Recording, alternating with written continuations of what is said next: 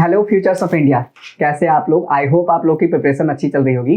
तो हम जो गवर्नमेंट बजट वाले में ना उसके कंपोनेंट्स जो देखेंगे उसमें दो टर्म आपको आएगी, एक रेवेन्यू और कैपिटल वाला। और ये रेवेन्यू कैपिटल वाला ना, क्योंकि मैं भी पढ़ाता हूँ बच्चों को, ये बहुत कंफ्यूज करती है, तो आज ये मैं आपका कंफ्यूजन दूर करता हूँ।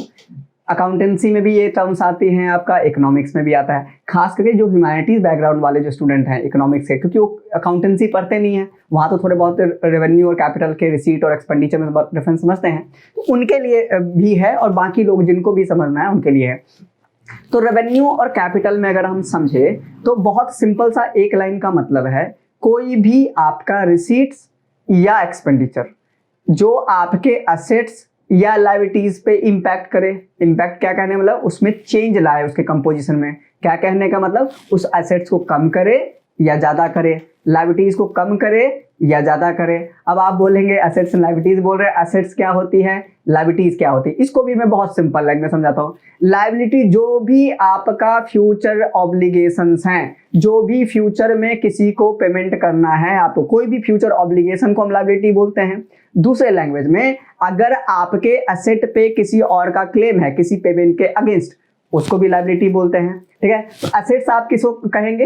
एसेट्स क्या बोलते हैं? एसेट्स क्या होता है? एसेट्स होता है कि एसेट्स वो होगा, मैं बहुत सारी तरह से डिफाइन करता हूँ एसेट्स को। 3 इंपॉर्टेंट कैरेक्टरिस्टिक्स है जिसके बेसिस पे जो है आप एसेट्स को पहचान सकते हैं। वैसे बहुत सारी कैरेक्टरिस्टिक्स होती है। क्या है कि एसेट्स जो है आपका इनकम जनरेट करके देगा, रेवेन्यू जनरेट करके देगा। आप एग्जांपल, जैसे आपका कोई घर है, उससे रेंट आ रही है तो आपका एसेट है। क्यों? क्योंकि उससे आप रेंट कमा रहे हैं। एसेट्स जो है गुड्स एंड सर्विसेज का प्रोडक्शन करने के लिए यूज किया जाता है। जैसे किसी फैक्ट्री में मशीन हो सकता है, मशीनरी हो सकती है जिसको यूज करके गुड्स एंड सर्विसेज बनाई जाती है, वो आपका एसेट है। तीसरा, आपका फ्यूचर एक्सपेक्टेशंस, फ्यूचर्स में जो कोई पैसे आपको आने वाली है, जो फ्यूचर में जो पैसे आने वाली है वो क्या है? आपका एसेट है। जैसे सन्ड्री डेटर्स फ्यूचर में पेमेंट आपको करने वाला है, तो ये क्या है? आपका एसेट्स है।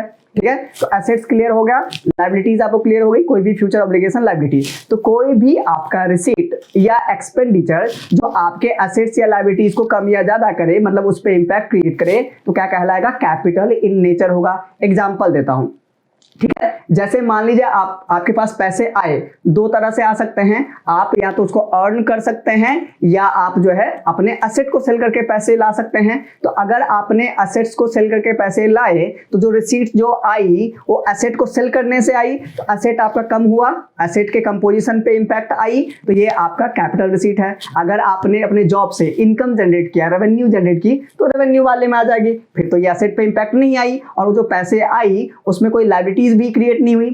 ठीक है, तो ये आपका रेवेन्यू आ जाएगा। अगर आपने किसी जॉब से, आपकी सैलरी है या कुछ भी है, अगर आपने एसेट को बेच के लाया। तीसरा, किस तरह से रिसीट ला सकते हैं? आप बैंक से लोन ले सकते हैं, किसी फ्रेंड से लोन ले सकते हैं, किसी और से लोन ले सकते हैं, है ना। तो अगर आपने लोन रेज करके पैसे लाई तो आपकी लायबिलिटी इंक्रीज हो गई। तो जैसे ही लायबिलिटी पे इंपैक्ट आया, मैंने बोला एसेट और लायबिलिटीज पे इंपैक्ट आए, मतलब उसकी कंपोजिशन को कम या ज्यादा करे, तो क्या कहलाएगा? वो कैपिटल नेचर का होगा। तो यहाँ पे लायबिलिटीज इनकी कैपिटल नेचर का है। ठीक है ना।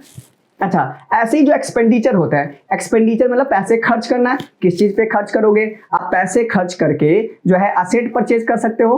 एसेट बढ़ गई, कैपिटल नेचर का। आप पैसे खर्च कर अपने लायबिलिटीज का पेमेंट करने के लिए पैसे पेमेंट करोगे, तो लायबिलिटी कम हुई, मतलब आपकी पहले से कोई लोन या कोई लायबिलिटी चल रही है या पहले से कोई लायबिलिटी है, उस लायबिलिटी को आपने रीपे किया, तो आपका रीपे किया तो एक्सपेंडिचर हुआ एक तरह से, और लायबिलिटीज कम हुई, इंपैक्ट किया कैपिटल एक्सपेंडिचर।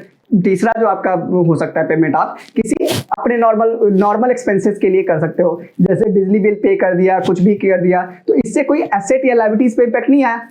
समझ रहे? कोई मतलब मंथली ऑब्लिगेशन या रिकरिंग नेचर का कोई एक्सपेंसेस है, उसके पे कोई एसेट्स या लायबिलिटीज पे इंपैक्ट तो नहीं आया। एसेट्स या लायबिलिटीज कम ज्यादा तो नहीं हुई, तो क्या कहलाएगा? रेवेन्यू नेचर कहलाएगा। तो बहुत सिंपल में रखें तो रेवेन्यू जो है रेगुलर और रिकरिंग इन नेचर होता है। रेगुलर एंड रिकरिंग, जो बार बार होगा और रेगुलरली होगा, वो क्या बोलते हैं? रेवेन्यू नेचर होता है। कैपिटल जो है रेगुलर और रिकरिंग नेचर नहीं होगा। दूसरा क्लियर। तीसरा, आपका जो रिसीट है या एक्सपेंडिचर है आपके एसेट्स या लायबिलिटी इसको कम या ज्यादा करे तो क्या कहलाएगा, कैपिटल, अदरवाइज वो क्या कहलाएगा, रेवेन्यू। अच्छा ये ना रेवेन्यू कैपिटल आपका गवर्नमेंट बजट में आएगा, ये आपका जो है balance of payment account economics में आएगा, और अकाउंटेंसी में तो बहुत ही जगह आएगा, तो प्लीज इसको आप समझ लीजिए। तो ये आपका जो है रेवेन्यू और कैपिटल के बीच में डिफरेंस था।